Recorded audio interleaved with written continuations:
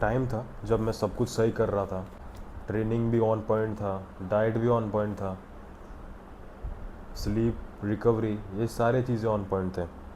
फिर भी वो फिर भी फिजिक फिर भी बॉडी में वो शार्पनेस नहीं आ रहा था। मैं ये सोचता था दैट प्रोटीन को थोड़ा हाई कर दूं और कार्ब्स को थोड़ा सा कम कर देता हूँ। हर हर बार प्लान ट्वीक करता था, पर रिजल्ट्स क्या थे, वही कांस्टेंट ही थे कि यही रिजल्ट्स आ रहा था, मेरा सेम था, रिजल्ट्स सेम ही था। फिर मैंने एक चीज़ ऑब्ज़र्व किया कि मैं माइक्रोन्यूट्रिएंट्स के पीछे भाग रहा था और पर माइक्रोन्यूट्रिएंट्स को इग्नोर कर रहा था। और यही गलती ना बहुत ज़्यादा लोग करते हैं। मैंने अपने फिटनेस जर्नी के स्टार्टिंग से सिर्फ एक ही चीज़ जाना था, वो था माइक्रोन्यूट्रिएंट्स जैसा कोई चीज़ है, ये मुझे मालूम ही नहीं था। ये मेरी रीसेंट डिस्कवरी है कि मैं माइक्रोन्यूट्रिएंट्स जैसे कोई चीज़ होती है वो मैं जाना। उसके बाद जब से मैंने माइक्रोन्यूट्रिएंट्स को सीरियस लेना चालू किया है, फिज़िक में बहुत ज़्यादा डिफरेंस आया है। हम कैलोरीज, प्रोटीन, कार्ब्स और फैट्स, ये चीज़ों के नंबर तो कैलकुलेट कर, ये चीज़ों इसको तो ट्रैक कर लेते हैं। मैं प्रोटीन अपना कैलोरीज ट्रैक कर रहा था, कार्ब्स ट्रैक कर रहा था, फैट्स ट्रैक कर रहा था, बट विटामिन्स का क्या, मिनरल्स का क्या,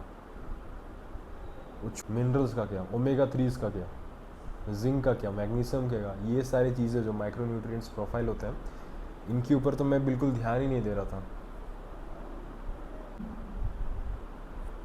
अपने हर एक मील में उनको कॉन्शियसली ऐड किया, तब मैंने डिफरेंस फील किया। स्लीप ज़्यादा बेटर हो रहा था मेरा, लिफ्ट्स ऊपर जा रहे थे मेरे, ऑब्वियसली वो तो पहले पहले वाले डाइट में भी जा रहे थे, पर इसमें I can feel the difference. Lifts ऊपर जा रहे थे, लिफ्ट्स ऊपर जा रहा था, एनर्जी स्टेबल था मेरा, स्लीप बहुत अच्छा हो रहा था, डीप और क्वालिटी स्लीप मिल रहा था। मैं रात के बीच में बार बार मैं नहीं उठ रहा था। और सबसे इम्पॉर्टेंट चीज़, वो शार्पनेस और वो ड्राइनेस और वो शार्पनेस, मैं जो महीनों से और सालों से चेज़ कर रहा था, उसके रिजल्ट्स मुझे धीरे धीरे दिखने स्टार्ट हो गए।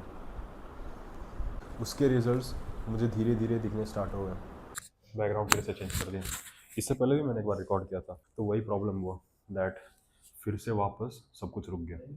जिम जा रहे हो, प्रोटीन ले रहे हो, फिर भी एनर्जी लेवल्स क्रैश हो जाता है। मेरा भी एनर्जी लेवल्स क्रैश होता, तो एनर्जी लेवल्स क्रैश कर जाता है, तो एनर्जी लेवल्स क्रैश कर जाता है। प्रॉब्लम प्रॉब्लम तुम्हारी डाइट नहीं है, या प्रॉब्लम तुम्हारा वर्कआउट रूटीन नहीं है, प्रॉब्लम है तुम्हारा माइक्रोन्यूट्रिएंट्स मिसिंग है डाइट से। अगर हम सब माइक्रोन्यूट्रिएंट्स जैसे कि प्रोटीन, फैट्स, कार्ब्स, ये सारी चीज़ ट्रैक करते हैं, पर माइक्रोन्यूट्रिएंट्स का क्या, माइक्रोन्यूट्रिएंट्स पे तो कोई ध्यान ही नहीं देता है। और वही होता है कि वही यही चीज़ छोटी छोटी डेफिशिएंसी क्रिएट करती है, जो मसल रिकवरी, फैट लॉस, ये सारी चीज़ों को स्लो कर देता है, पूरा पूरा स्लो कर देता है। और ये सारी चीज़ें और ये सारी चीज़ें और यही होता है कि मसल रिकवरी, फैट लॉस जैसे इम्पॉर्टेंट फैक्टर्स स्लो हो जाता है। और ये छोटी छोटी डेफिशिएंसियाँ आपका मेटाबॉलिज्म स्लो कर देती है, इम्यूनिटी वीक हो जाता है, मोटिवेशन नहीं रहता है, no motivation, slow metabolism, weak immunity, और सबसे भद्दा और इम्पोर्टेंट चीज़ वाटर रिटेंशन। आपका फेस बफी लगने लगता है। तभी आप देखते रहोगे जब आप कट करते हो तो आपका फेस बहुत चिल्लने लगता है, just because you are eating more fruits. Diet cut में मेनली हम फ्रूट्स खाते हैं ताकि हमारा कम कैलोरीज में हमारा पेट फुल रहे। That's why we will look more chiseled and sharp, not because हम हेल्दी खा रहे हैं, just because we are eating enough micronutrients to flush out water retention.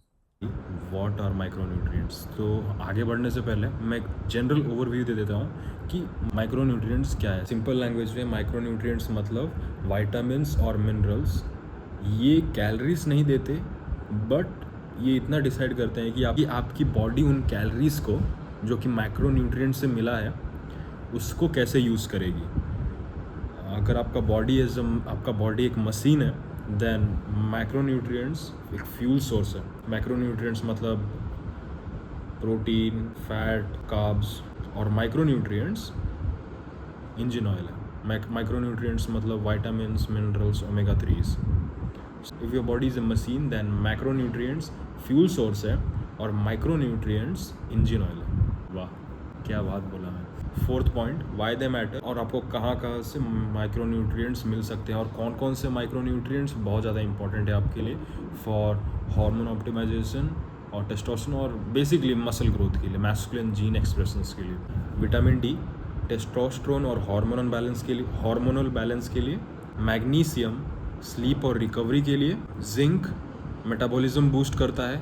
Iron oxygen और स्टैमिना के लिए। बी विटामिन्स एनर्जी प्रोडक्शन के लिए। Potassium और सोडियम, ये दोनों चीज़ें बेसिकली पंप के लिए पोटेशियम और सोडियम बहुत ज़्यादा इंपॉर्टेंट है।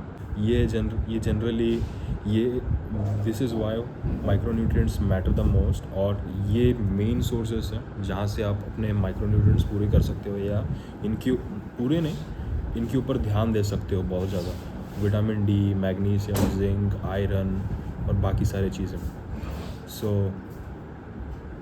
मेरे डाइट में मैं कौन से चीज़ें माइक्रोन्यूट्रिएंट्स को फुलफ़िल करने के लिए, अभी तो रात हो गया है, तो माइक्रोन्यूट्रिएंट्स को फुलफ़िल करने के लिए मैं कौन से फूड सोर्सेस यूज़ करता हूँ या फूड सोर्सेस खुद खाता हूँ to recover all of my micronutrients in 100% RDA, मतलब फुल कवरेज में। So you in the video.